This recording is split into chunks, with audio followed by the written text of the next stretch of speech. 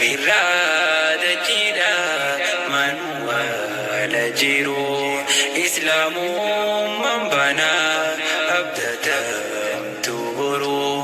ulfinaaf guddinni ati guddachuudha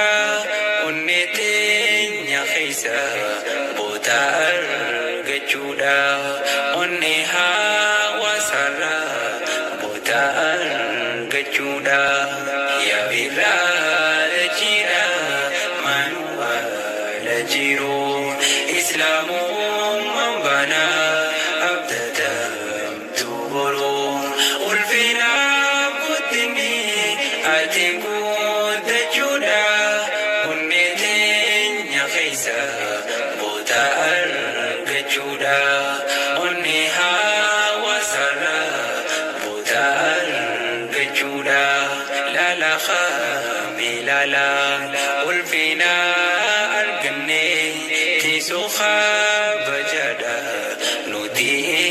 irra teenye ummata Muhammad isa jibban beeyne jaallata hammata hamtuu hin dhoyfanne irratti haa bu'u nagayaaf rahmanni faanasaa hordofnaan hin kufnu islaamni daandii guddaa irratti kan jannaataaf wabii irratti nu dhiise gariin fuudhaan qabe irratti nu dhiise gariin fuudhaan qabe.